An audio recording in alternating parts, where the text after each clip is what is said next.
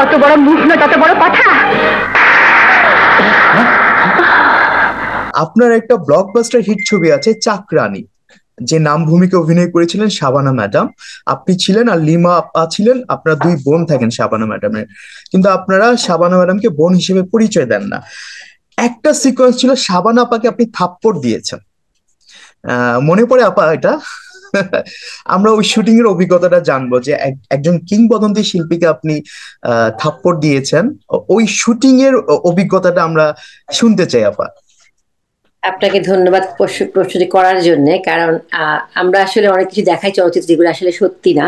চলচ্চিত্রে সবকিছু সত্যি না, সেটা আমি আজকে আপনার মাধ্যমে ক্লিয়ার করি সবাইকে। আমি শাবানা আপাকে মোটেও চড় দেই নাই। ওটা ক্যামেরা অ্যাঙ্গেলটা এমন ভাবে বসানো হয়েছে যাতে করে বোঝানো হয় যে আমি আপনাকে চড় দিচ্ছি। অ্যাকচুয়ালি আমি ওনাকে চড় দেই নাই। এই মানে এটা এটা করার জন্য আমি একদম প্রস্তুত ছিলাম না, আমি চাইও নি।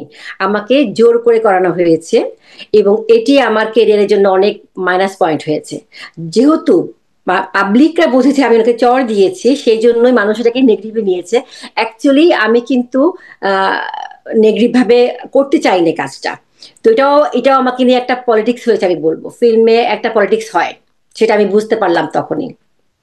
পয়েন্ট পেলাম যে শাবানাকে চট দেওয়ার ওই সিনটার জন্য আপনার ক্যারিয়ারে অনেক বাজে প্রভাব পড়েছে, যেটা আপনি অবশ্যই হয়েছে, এক আমি ধরনের ফিল চক্রান্তের করেছি। শিকার।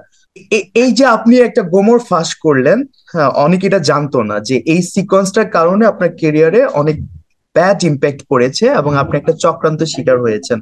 তো কিন্তু যখন আপনাকে দেলোয়ার জাহান ঝন্টু স্যার, এই সিনেমার ডিরেক্টর, যখন আপনাকে এই সিকোয়েন্সটার কথা কথা বলেছিলেন, তখন আপনার প্রতিক্রিয়া কি ছিল? আপনি কি না করেছেন বা আহ, না সঙ্গে সঙ্গে রাজি হয়েছেন? এরকম এটা আরেকটু ক্লিয়ার করেন অডিয়েন্সদেরকে। হ্যাঁ, আমি একবারের জন্য রাজি হই নাই, একদমই রাজি হই নাই। যখন আমাকে ছবিটি আমার চরিত্র বোঝানো হচ্ছিল তখনও বলা হয়নি, কখনোই কোথাও বলা হয়নি যে আমাকে চড় দিতে হবে ওনাকে।